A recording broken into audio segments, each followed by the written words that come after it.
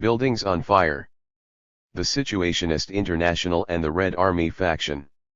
Charity Scribner. In Guy Debord's late film In Girum Imus Noct et Consumi Muirigna, 1978, a correspondence between the Situationist International, SI, and the Red Army faction, RAF, comes into view. In the middle of the film, the camera rests on two photographs, the exterior of the Stuttgart Stammheim maximum security facility, where the RAF's first generation committed suicide in 1976 and 1977, and an earlier press shot of the leftist militants Andreas Bader and Gudrun Inslan on trial in 1968. One la plus belle jeunesse meurt en prison, reads the narrator. 2. The Hour of Youth dies in prison. From these two documents of the RAF, Debord looks back over the would-be revolution that rocked Europe in the late 60s and the consequences it produced. The sequence calculates a melancholy sum of what the Situationists hoped to effect by putting an end to art, as Debord described it, by announcing right in the middle of the cathedral that God was dead, by plotting to blow up the Eiffel Tower. 3. This recollection of 1968 prompts the narrator to ask a series of questions: why certain struggles failed, whether the proletariat still existed, and if so, what it might be. Images of a lost Paris occur across the screen: girls at the thresholds of forgotten cafes, night shots of the Les Halles markets before their condemnation by Pompidou planners, while Debord reminds the viewer of the fate of the 1968 ERS, suicide carried off many. 4. But then the voice translates the film's obscure title, We Turn in the Night, consumed by Re. Debord awakens desire for a return out of the ruins, back to the impulses that propelled the SI, the RAF, and other aesthetic and social movements of the time. Debord wasn't alone in linking the RAF to the Situationists. Especially in recent years, several cultural historians and artists have associated Debord's situations with Baader-Meinhof strikes, although no study has yet explored the relationship between the two groups. Thomas Elsa-Esser was one of the RST scholars to align the movements.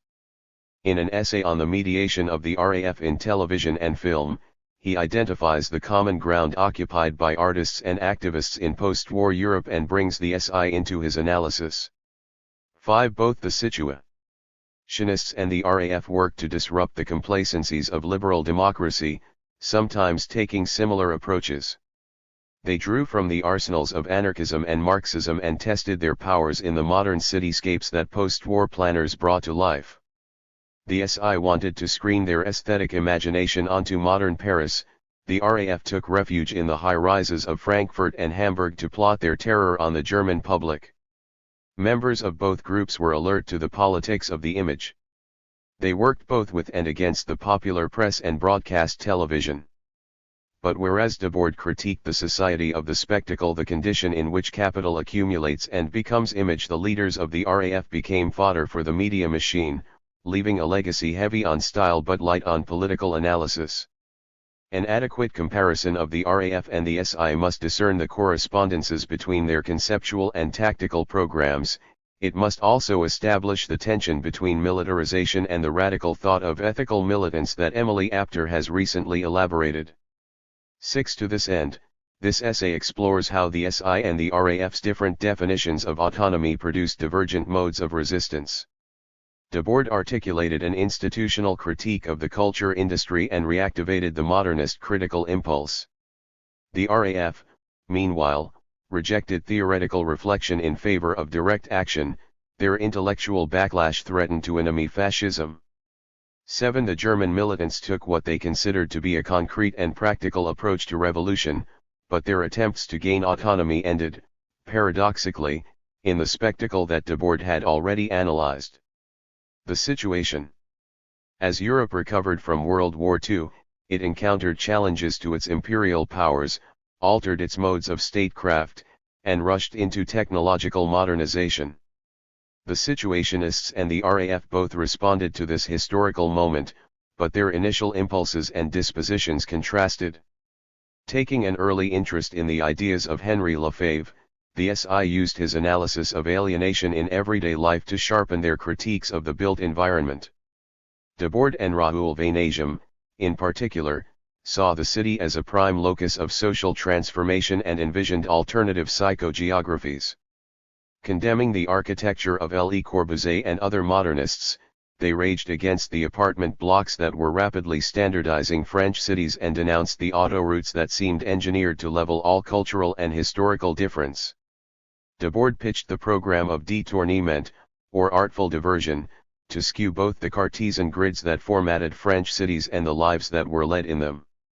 Against the conventions of urban planning, the Situationists sought to undo design with the forces of desire. Like the SI, who wanted to rework and subvert the prefab city and its expanding periphery, the RAF operated within the modern metropolis, calling themselves Stadtguerillas or urban guerrillas. 8. Breaking away from the protests of the student movement, they moved stealthily between Frankfurt, Stuttgart, Hamburg, and Berlin, renting out high-rises and converting them into holding cells for their hostages, as if to detourn the logic of post-war planners. Both the SI and the RAF located the germ of fascism in the processes and products of modernization. As the RAF understood it, the regulation of German metropolises became a metaphor for the homogenization of life in factories and concentration camps. The shopping arcades and housing blocks of West Germany's Wirtschaftswunder were an extension of this predicament. Exploiting this culture would disrupt authoritarian structures of politics and society. As the RAF leader Gudrun Ensslin saw it, well-executed acts of insurgency would provoke the German state to clamp down and thus betray its will toward domination. Beneath the tenuous institutions of post-war democracy, the RAF sensed the unquelled fervor that drove the Nazi military-industrial complex. RAF attacks would work a homeopathic effect on the body politic, they imagined, strategically conjuring the virus of fascism and inciting Germans to finally kill it off with their own hands. Vanasium plotted the main points of the situationist critique of post-war European cities, identifying a concentrationary order in everyday life. In his comments against urbanism, he surmised that if the Nazis had known contemporary urbanists, they would have transformed their concentration camps into low-income housing. 9. The C's perspective on Auschwitz exemplifies their analysis of the spectacle. Vanasium saw urban planning, advertising, and ideology as interlinked cogs in an immense conditioning machine. 10. Debord's Society of the Spectacle illustrates this with cinematic means, focusing on the mass character and formal poverty of the new city. 11. A key sequence of the LM illuminates the situationist concern with German cultural politics, juxtaposing images of Hitler's concentration camps with several shots of Paris, including one of the barricades of 1968. Edited into this progression are lines that present situationism as a response to the traumas of European totalitarianism. Social peace, re-established with such great difficulty, had only lasted a few years when, to herald its end, there appeared those who will enter the annals of crime under the name situationists. 12 of the images that appear in this montage, come forth with particular intensity. Marking the ashpoints of situationist history, they show buildings on the Reichstag in 1933 and the Watts district of Los Angeles in 1965. 13. Incendiary logic. The trajectories of the SI and the RAF parted and converged at several points, but they both accelerated around the Watts riots. Followed on television around the world, the insurgents started in a central district of Los Angeles, where wide streets and low-slung buildings defined a neighborhood that was predominantly inhabited by working-class African Americans. Raging against police brutality and failed infrastructure, young people set parked cars on smashed storefronts, and looted from the wrecked shops. Officials needed 6 days to control the unrest. For decades to come, local activists and social scientists would investigate and rethink the causes and effects of the Watts uprising. 14. The situationists, however, were quick to offer an analysis. In a 1966 issue of the SI, they published a commentary on the riots, the decline and fall of the spectacle commodity economy. 15. The accompanying illustration, which they captioned Critique of Urbanism, shows a large shop on White-hot AMs burst out of the display windows and consume the upper oars. At the time, many leftists were obsessed with the idea of riotous explosion. As Gerd Koenen argues in his study of the Red Decade that spanned from the mid-60s into the 70s, the image of buildings on fire became a radical zeitgeist that traveled from Los Angeles to Paris, then alighted again and headed westward to Germany. Dieter Kunzelmann, a former German member of the SI, by then excommunicated, was one of those who took note of the What's uprising. 16 liked aboard, Kunzelmann XED on the picture of the Aming storefront window and incorporated it into a subversive Lied he published with Commune 1, K1, a free love commune in Berlin. 17 The Lied carried a situationist trace. Before Kunzelmann's expulsion from the SI, he edited the Situationist journal Spur 18 together with his housemates Rainer Langhans and Fritz Teufel. Kunzelmann used the Voltaire years as a medium to import situationist détournement into the German alternative scene. Within a few weeks, their avant-garde strategies would combust with the most volatile strains of left-wing extremism in Germany. On its way from Los Angeles to Berlin, the spark of anarchy touched down in Brussels, where arson in a department store killed 253 people in 1967. When newspapers across the continent covered the Langhans and Teufel diverted the media surge toward their own interests. Belgian investigators never established any political motivation for the event, but the communards reframed it as a protest against the U.S.-led war in Vietnam.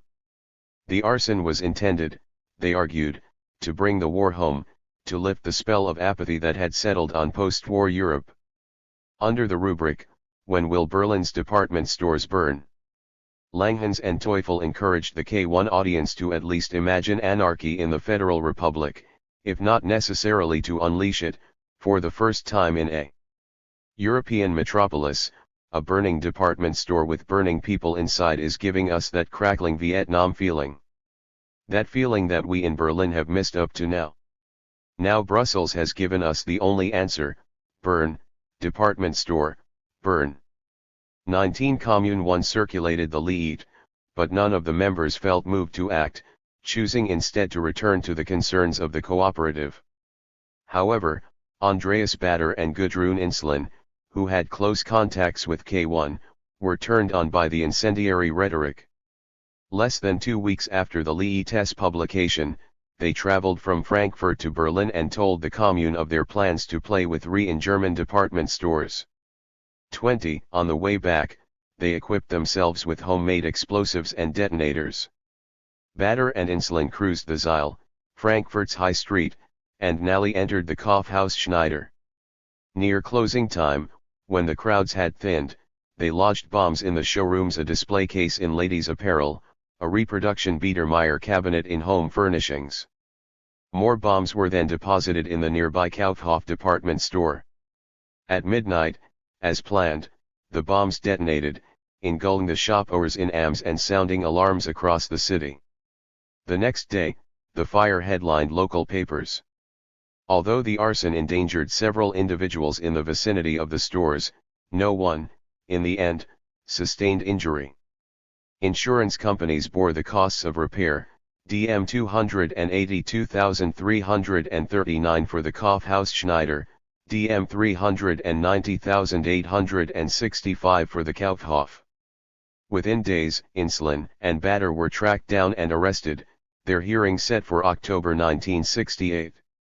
Before their trial, however, a Frankfurt court would deliberate the cases of Langhans and Teufel, who were suspected of provoking criminal activity. The jury had to decide whether the K1 Lied was an expression of artistic freedom or a blueprint for terrorism. Their endings would set an important precedent for Inslen and Bader's RST trial, as well as for the subsequent hearings of other RAF members that would dominate the German public sphere for much of the 70s. The investigators touched upon a central question. How, the courts asked, do we distinguish between aesthetic performance and acts of terror? Their response traced out a genealogy that links the historical avant-garde with later vanguard movements of post-war Europe. To deliberate the Langhans-Teufel case, the judge convened a board of professors of philosophy, literature, religion, and sociology, and asked them to analyze the K1 publications, paying special attention to when will Berlin's department stores burn.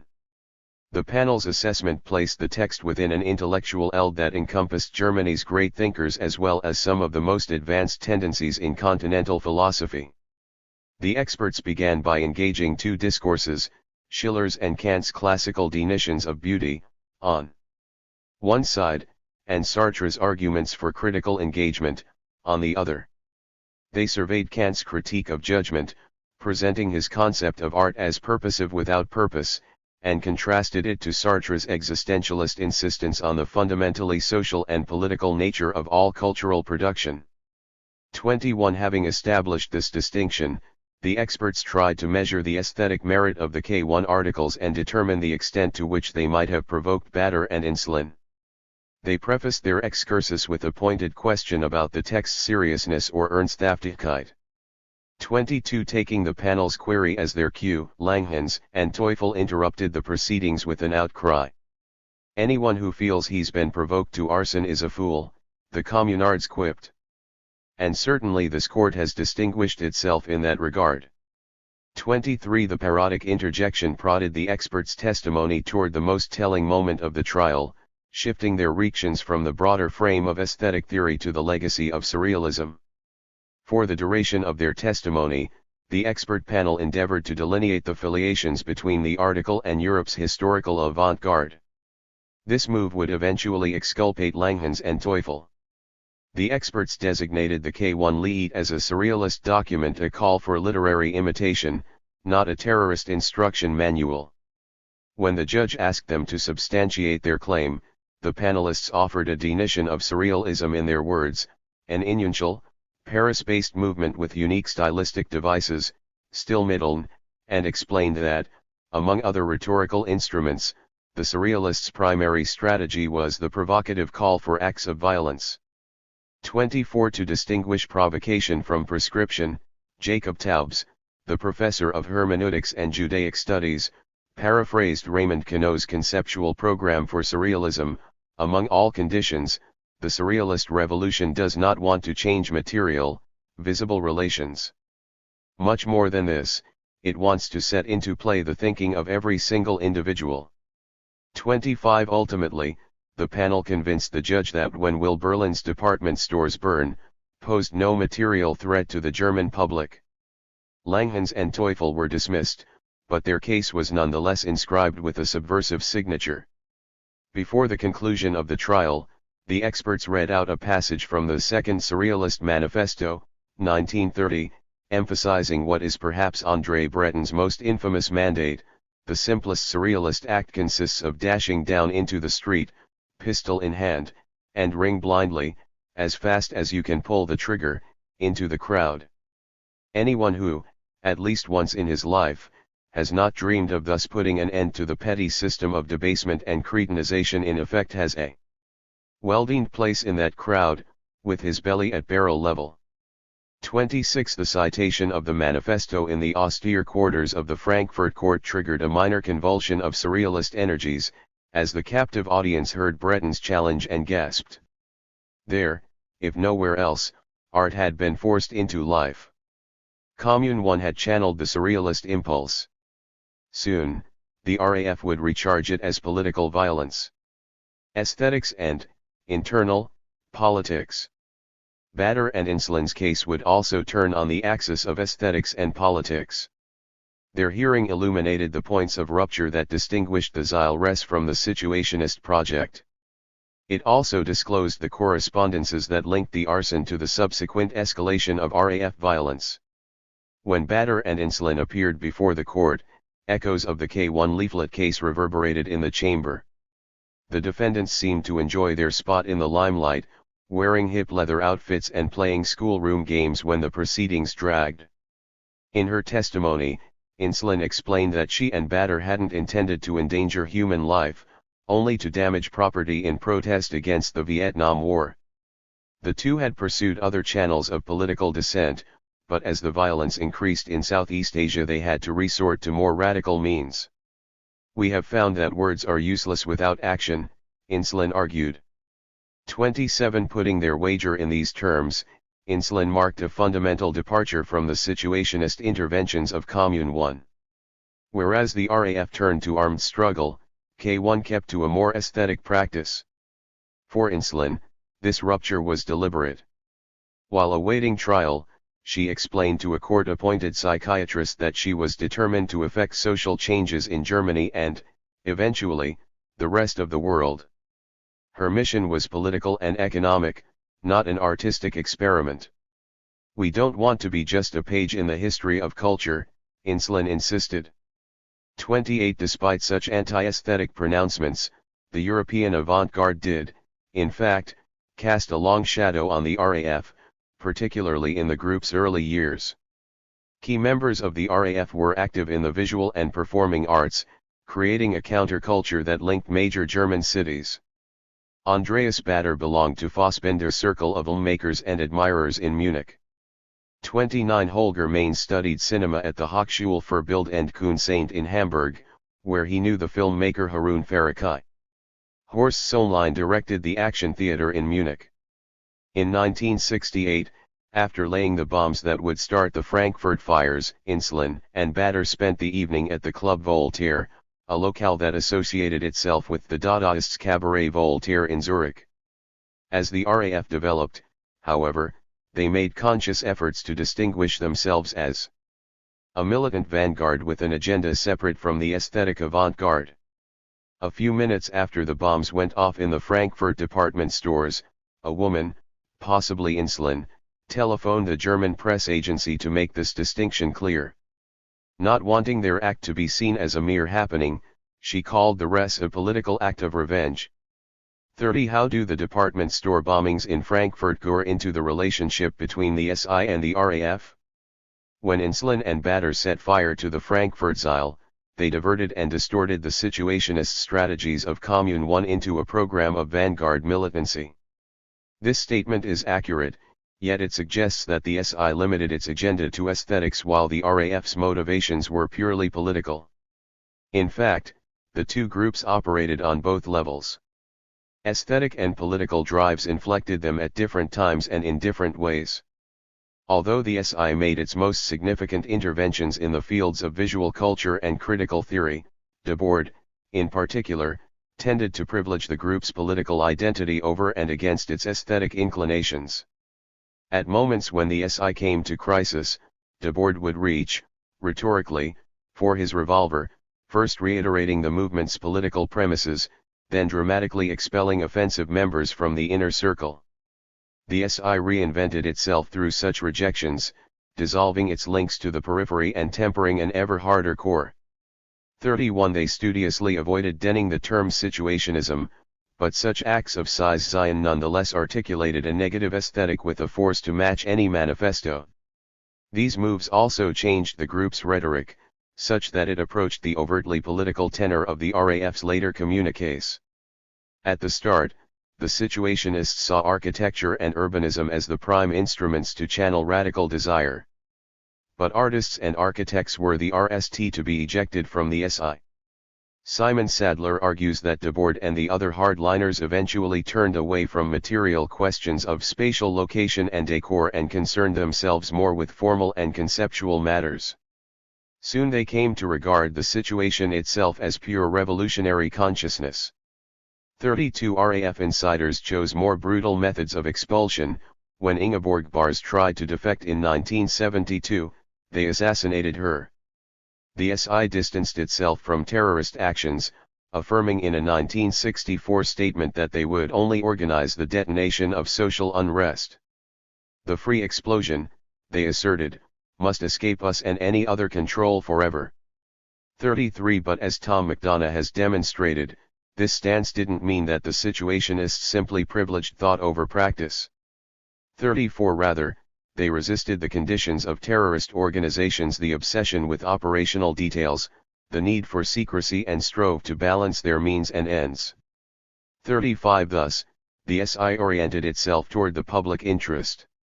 Although its membership dwindled, it always remained above ground.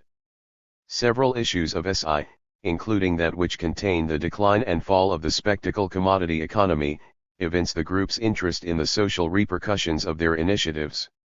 And more recently, Retort, a California collective that identifies with the SI, has emphasized that they heed the board's warnings against the narrowness and secretiveness of political vanguards. In Afflicted Powers, Retort surveys the vanguard ideals linking the RAF with Lenin, Blanky, Mao, and the words and actions of Ben Laden, acknowledging them as at once understandable and disastrous. 36. Rejecting terror as a political means, Retort has maintained that the society of the spectacle cannot be destroyed by producing the spectacle of destruction. From such a renewed Debryan perspective, one perceives an antinomy. The RAF's underground operations contradicted SI principles, but the deed that inaugurated them, Bader and Inslin's crude reenactment of the Watts riots, was a response to the Situationists' provocation. Toward a political economy of the household appliance, the Frankfurt court quickly settled the trial of Bader and Inslin, sentencing them to 3 years of prison. In 1968, however, Ulrike Meinhof used her column in the New Left journal Concrete as a platform to reconsider the case. Her deliberations returned to the tensions between aesthetics and politics. Asserting the sanctity of human life, Meinhof begins her essay Department Store Fire with a distinction between harming people and destroying property. Although Meinhof doesn't endorse the actions of Bader and Inslin, she situates the Frankfurt Res within a matrix of political economy. On one level, she argues, the arson called into question the conditions of post-war commodity culture, in which Germans had shifted from securing basic needs to a historical moment overdetermined by prot motives. The new market facilitated capital accumulation, the social safety net was only a byproduct. What you find in capitalism, you find in the department store, she wrote. What you don't find in the department store is scarcely found in capitalism, an age of insufficiency and inadequacy, hospitals, schools, kindergartens, healthcare. 37. Media coverage of the Res and the trials could awaken the public to the excesses of consumer society. That alone, however, would fail the imperatives of the present moment. After all, since insurance companies fully covered the damages, Bader and Inslin's intervention actually rejuvenated the economy, bleeding it out just enough to stimulate capital's recuperation and re-entrenchment. On a deeper level, Meinhof remarked, the department store arson was hardly an anti-capitalist action, rather, it perpetuated the system. In her words, the Res themselves were counter-revolutionary. 38. And yet, Meinhof noted, a progressive moment remained in Bader and Inslin's intervention. It didn't consist in the destruction of commodities but rather in the criminal nature of their acts in legal violation. The law they broke did not protect people, it was framed to protect property. 39. Drawing on André Gortz's toward a strategy of the workers' movement in neocapitalism, Meinhof asked how legislation might be changed to defend individuals against the forces of capitalist accumulation and the barbaric consequences of the post-war market. Diverging from the political economic analysis of the essay, Meinhof's null 2 points intersected with a situationist aesthetic. Like the editors of the SI, she expressed a keen interest in the Watts riots, seeing the Los Angeles Res as an important precedent for the arson on the Frankfurt Zeil. To Meinhof, both events illuminated the progressive moment of anarchy. Whoever plunders the burning shops, she maintained, learns that the system won't fall apart when he or she takes what is needed to get by. The looter can learn that a system is rotten when it withholds life's necessities. In conclusion, Meinhof brought this parallel to bear on the statement of Fritz Teufel at a 1968 Sozialistischer Deutscher Studentenbund, SDS, conference, it is always better to burn a department store than to run one. 40. A materialist premise subtends parts of both Meinhof's essay and the SI issue on the spectacle commodity economy. To Meinhof, the Watts participants took basic necessities, food, clothing, household things. Conversely, whatever Bader and Inslin could have managed to steal would have been idle and sundry, the sort of commodities targeted by the Situationists in their journal.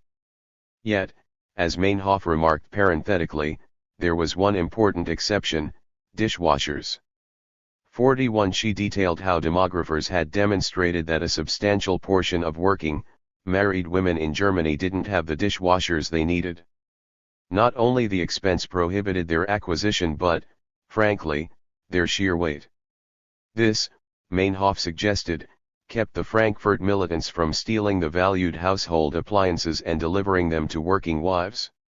Now that researchers have shown how the acquisition of household appliances tends to raise consumers' expectations and actually increase the amount of time women spend in their double shift of domestic labor, Meinhof's premise of the liberatory force of dishwashers seems dated.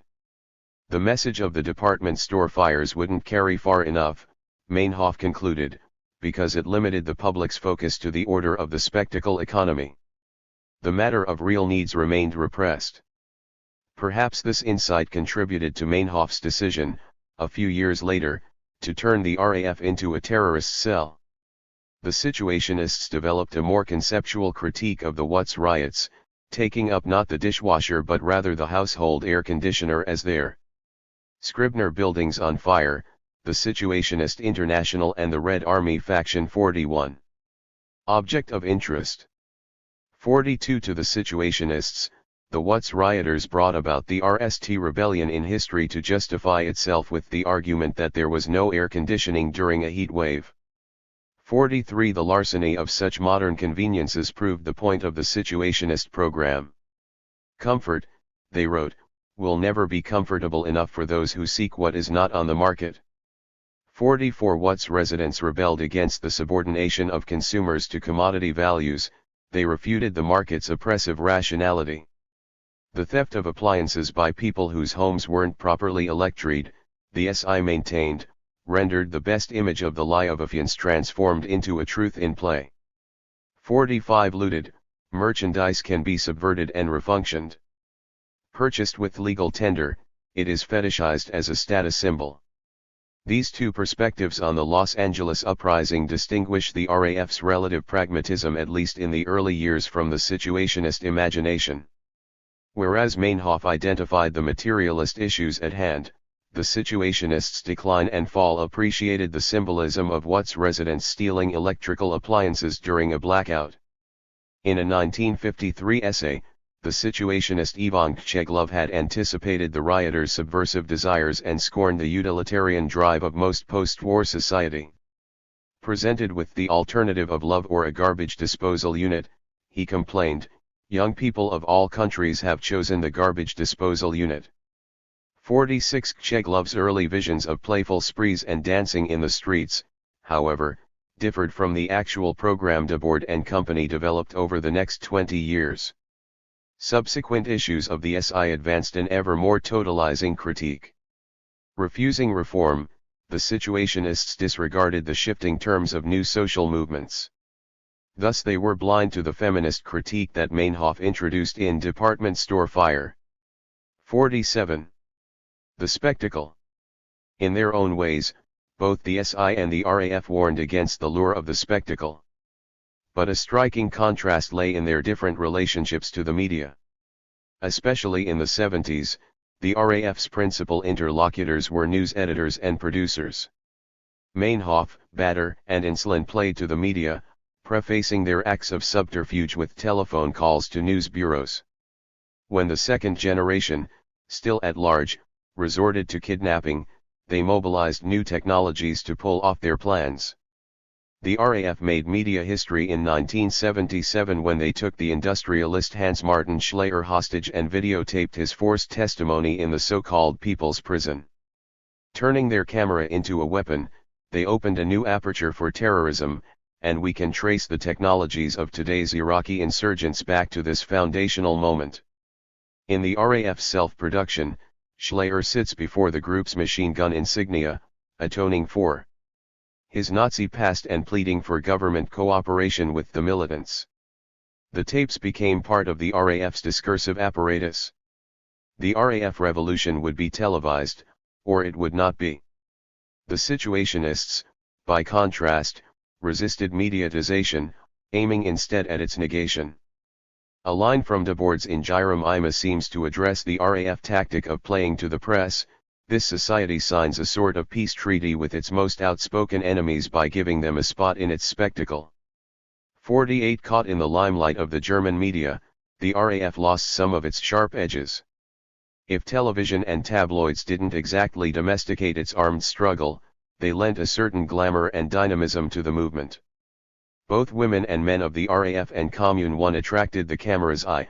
A recurring series of photos in Bild and Der Spiegel showed some of the more striking upstarts loping around Berlin and Frankfurt with their long, loose hair and, at times, short skirts. Bader, too, gave the opposition a distinctive look. Something of a dandy, he made his mark, according to RAF historians, by insisting on wearing his own, self-tailored velvet trousers while training with the PLO in Yemen while the other comrades wore camouflage. 49 Such trappings more theatrical than feminine trademarked the movement. When RAF leaders died in the prime of life, a tragic allure was lent to their legacy. Today the fashion world takes some of its cues from this cultural moment. Editors of the German lifestyle magazine Tussi Deluxe ran a terrorist couture feature in 2001, the design house Comme des Garçons ran a guerrilla store in Berlin in 2004, and the Hamburg boutique Mag und Nick sold underwear silk-screened with the logo Prada Meinhof. Together with the proliferation of LMS about German militancy from Starbuck, Holger Mainz, 2002, to The Educators, 2004, to a brief RAF-inspired sequence of Steven Spielberg's Munich, 2005, this pop culture tendency connotes a reappropriation of the RAF agenda. But the RAF themselves, through their ploys of disguise and self-styling, played into this spectacular co-optation. Indeed, they collaborated in the spectacle that still surrounds their campaign. Debord located the danger of spectacularization not only in society at large but also in his own LMS. Key interventions such as the inclusion in Ingirum Imus of a photo captioned age 40 that shows him looking bloated and worn out seem intended to neutralize and even deroticize the cinematic space. An essay by Jorn positions Debord scenarios beyond the circuits of the culture industry, in which fame and careerism obscure aesthetic process and distort political salience. 50. These remarks square with a statement Vanasium made at an SI conference in 1961. The imperative was not, he insisted, to elaborate the spectacle of refusal but rather to refuse the spectacle itself. 51. Resisting the aestheticization of politics, Debord took on Vanasium's challenge in his LMS. Interrogating the notion of the individual, Debord's films were pitched to resist the allure that surrounded cinema auteurs in the 60s and 70s. Such a critique marked another point of divergence from the RAF and its circles of sympathizers because armed struggle in Germany invited heroization. With few models of rebellion in the post-war period, no James Dean, no Rolling Stones, no Goddard, young Germans looked westward for subversive impulses. The emergence of the RAF, in all its fury, gave them more familiar profiles of autonomy and provided a focal point for the militant denazification that many youths took as their cause. In the late 70s, a multimedia hagiography began to develop around the RAF, amplifying over the next decades to generate a full-blown RAF Kultur that culminated in the blockbuster show regarding terror at the Kunstwerke Institute for Contemporary Art in Berlin in 2005. 52. This recent formation distinguishes the RAF from other radicals of the 60s and 70s. The aesthetic response to Weathermen or the Black Panthers, for example, has been less resonant. The Weather Underground, with their ordinary, on-campus looks, didn't hold a grip on mainstream culture the way the RAF has done since the German autumn of 1977. The Black Panthers have also left a legacy that withstands extensive recycling. To date, the iconic photographs of black nationalists raising their fists have resisted misappropriation. Rapid suppression by the American FBI meant the Panthers registered only brie in the national press. More important, the party's 10-point program for the survival and advancement of African Americans retains its founding urgency, unlike the manifestos and communiques of the RAF. 53. When the RAF officially disbanded, in 1998, they conceded that the mediatization of the group signaled the failure of their objectives, instead of sparking widespread revolt, the militants' media encounter fanned the arms of a personality cult and gave the state the justification it needed to clamp down. Coming too close to the spectacle, the RAF's anti-imperialist mission burned out. But the half-life of their image is remarkably long. Terror and autonomy. After the CIE's formal dissolution, Deborde's thought turned repeatedly to terrorism, as was the case in his mention of bombing the Eiffel Tower in Ingirum Imus. His comments on the Society of the Spectacle, published in 1988, followed the trajectory of Gianfranco Sanguinetti's on terrorism and the state in its view of the mutually constitutive relationship between democracy and terror. 54. The story of terrorism, Deborde maintained, is written by the state. The citizens, spectators, always have a partial grasp of terrorism and militancy. They know just enough to be convinced that compared with terrorism, everything else must be more rational and democratic. 55. Although some SI texts insist that situationists should never play with terrorism, Vainagum's writings reveal an interest in the end of siècle anarchists François Ravicole and Jules Bonnat, who, at times, resorted to terrorist means. 56. To some extent, Vainagum's reference to strategic violence and impatience with theoretical reaction prefigure the stance of the RAF's RST generation. At odds with much of Deborde's philosophy and political engagement, Vainagum's revolution in everyday life conjures a radical subject to counter the complacency of post-war life. It privileges the lightning of violence over the long agony of survival and calls for new revolutionary tactics. 57. Whereas Deborde exposed the internal contradictions of the spectacle, Vainagum demanded direct action to negate it as a whole. His radical subject would short-circuit theoretical mediation, quickly reaching an endpoint where historical struggle would be reconciled in an orgasmic convulsion. 58. Vainagum's erotics accorded with aspects of the social psychology that inflected the German counterculture, especially Kunzelmann's Commune 1. But more than this, his rallying call prefigured a move that German radicals would soon make. Once the RAF rejected theoretical debate, they sought a purportedly practical path to violence. The SI and the RAF both argued for autonomy, but they understood its principles differently. Aligning with the surrealist and Dadaist trajectories of the historical avant-garde, the Situationists called for the supersession of art. 59. They departed from Kantian aesthetic principles and sought to release the conceptions and conditions of art practice from the strictures of the atelier, the salon, and the museum. The German New Left, meanwhile, retained the notion of autonomy in the 60s and 70s. Drawing from Herbert Marcuse's critique of the one-dimensional thought that was determined by post-war affluence and the strictures of administrative society, young dissidents sought to reclaim parts of several German cities and turn them into autonomous zones. The self-styled autonomen wanted to make their squats into sites for the great refusal that Marcuse described. 60. In his writings, Marcuse exposed structures of imperialist domination and colonialist repression and called for a moral and cultural critique. To some extent, his concept of refusal seems to have converged with, or at least echoed, the Situationists' call to refuse the spectacle in 1961. But extremists among the German radicals yearned for revolution and sought out direct and often vulgar applications of Marcuse's late Marxism, entrenching themselves in street battles as if to defend democracy on an international scale. 61. The RAF stood on the front lines of the anti-theoretical vanguard, RST conating their struggle with several movements of national liberation, especially with Vietnam, then entirely dispensing with the question of how and when a revolutionary subject could be deemed. This eclipse of critical autonomy within the RAF connects the extreme left of the 70s with the right-wing nationalists of the Third Reich. Jürgen Habermas was one of the first to warn against this affinity between the anti-imperialists and the Nazis. When an anti-imperialist demonstration in 1967 escalated to armed violence, Habermas published a series of articles denouncing the German dissidents' facile equation of local and international antagonisms.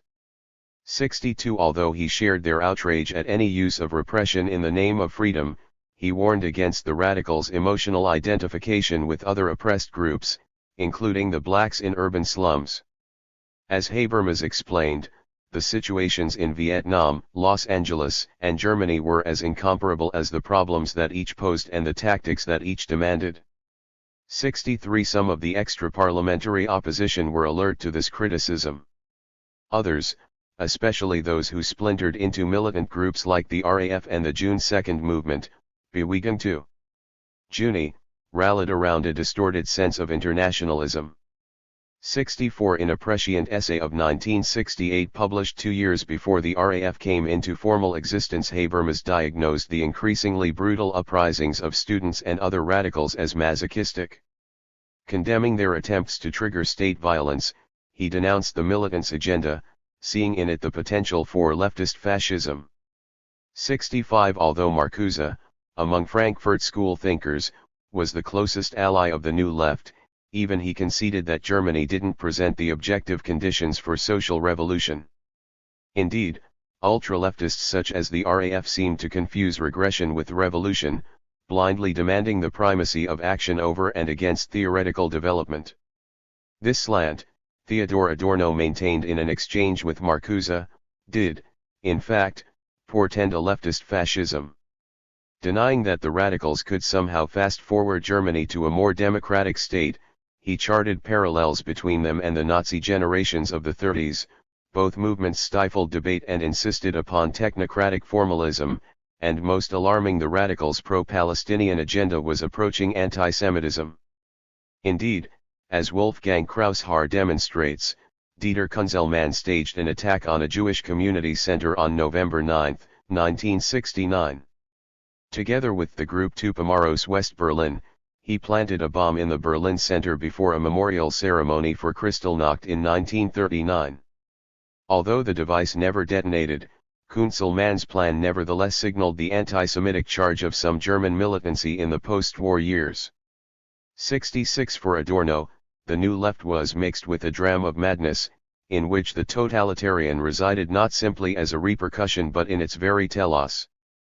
67 Whether or not all of the New Left harbored authoritarian tendencies, the RAF inadvertently provoked a conservative turn in German law and prompted the reinforcement of repressive institutions and maximum security prisons.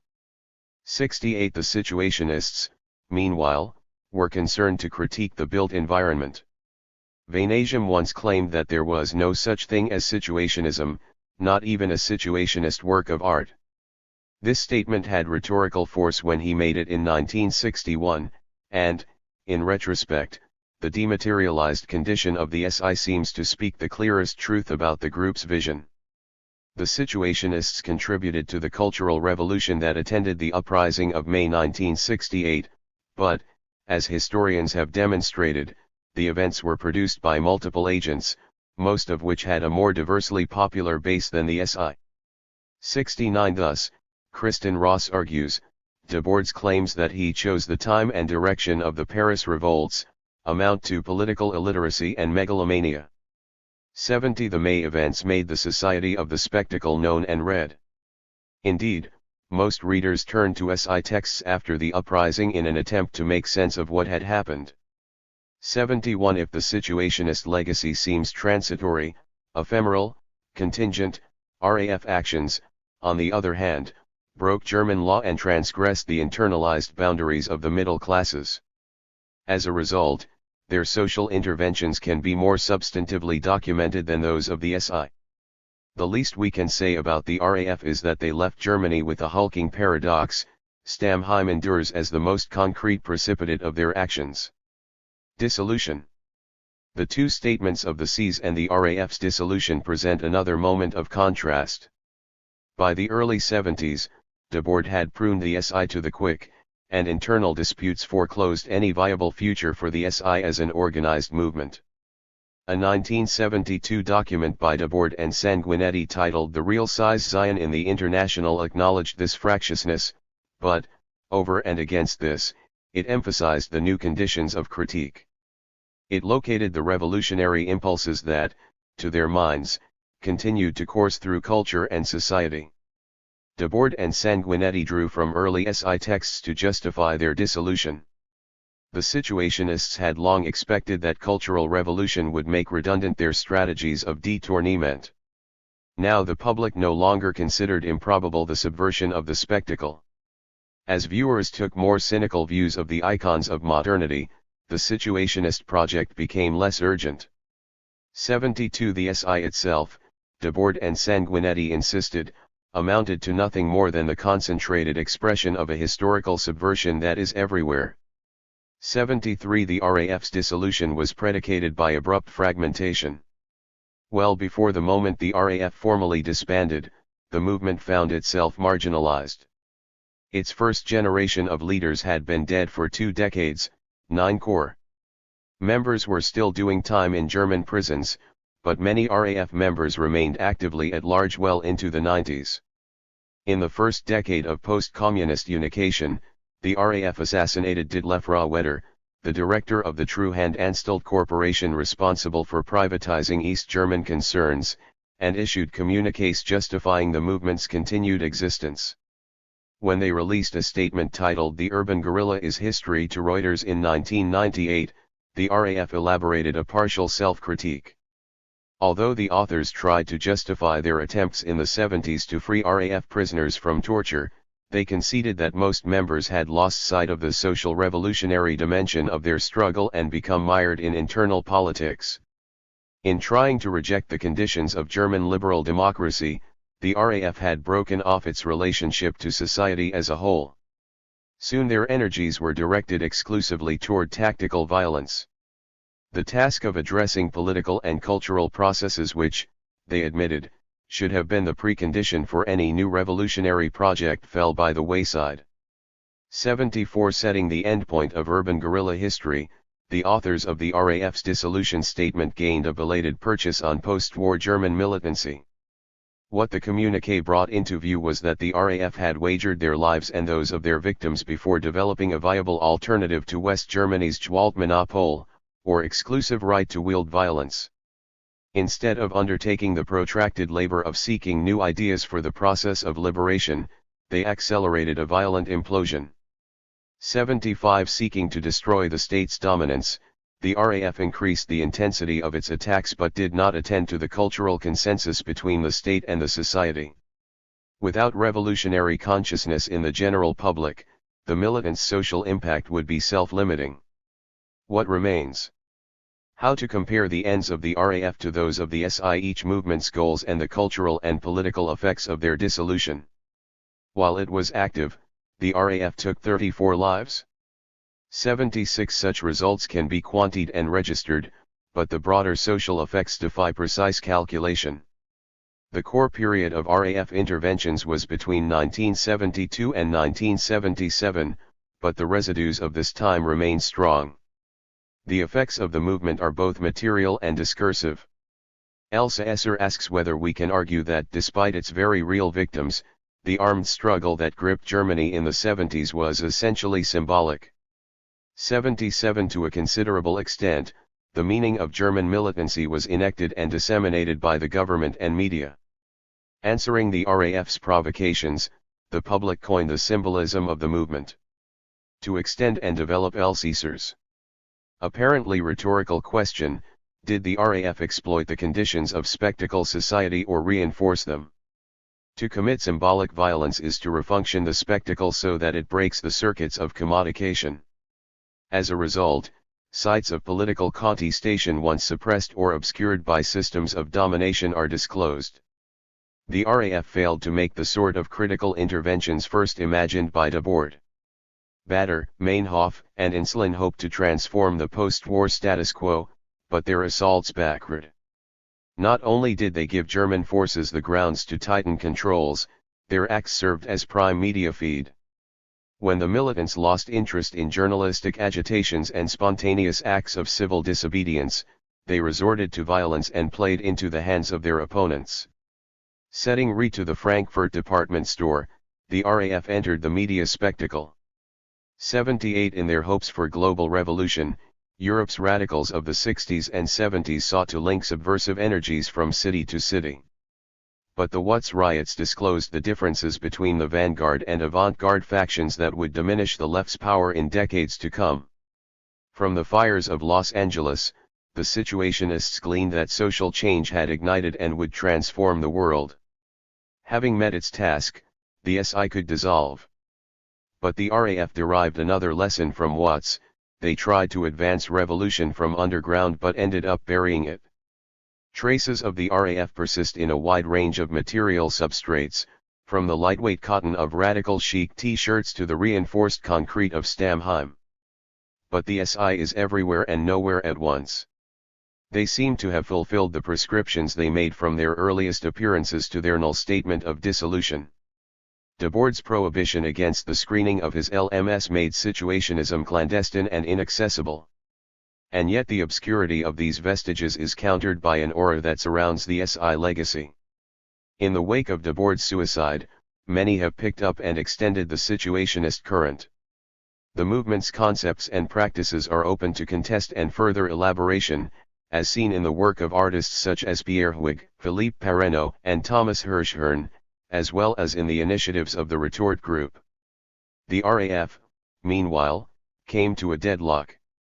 Lacking a coherent program, the group failed to advance any progressive transformations or to secure connections to other social movements. Most of the art that has followed in their aftermath can only mimic their postures. 79 Neither reformist nor revolutionary, the RAF-RST imploded into narcissistic self-sacras, then returned in collective memory as a style, not a stratagem. The history of the RAF and its cultural fallout point up a number of truths anticipated by the situationists. The staging of RAF violence played into the spectacle, revealing one end game of our predicament to be not just alienation but death. Indeed, Habermas and Adorno's anxieties about leftist fascism accord with this critique. Not simply an unfortunate excess of post-war cultural politics, the RAF collaborated in the operations of spectacle society. They were its producer and product at once. And yet, even though Debord might have agreed with this assessment, it nonetheless sharpens questions about what, in Ingirum Imus, he wanted with the RAF and how his sense of them might have been wrong. Perhaps he saw in them a complement to the situationist project. But if, to his mind, the German militants conducted a radically negative charge, then he misread their message. Dead set on militarization, they could not supersede the spectacle. Bader and Insulin distorted situationist signals in their rush to arson and in their dive underground. Meinhof, too, perceived in the Watts riots all the components for immediate and international revolution. This underscores the RAF's failure to fully heed the critiques of the SI and other radicals who insisted that theory and practice move forward in a dialectical manner. The dissonance between the SI and the RAF in their formal agendas, their mutual misrecognition, and their eventual decay unsettles certitudes about post-war Europe. This discord prevents the sort of historicization that conquers 1968 as the cipher for a generation. Once marked, it reveals the disparate antagonisms that unleashed a series of events and discloses the SI and the RAF as agents of a fraught cultural moment, two torn halves that don't add up.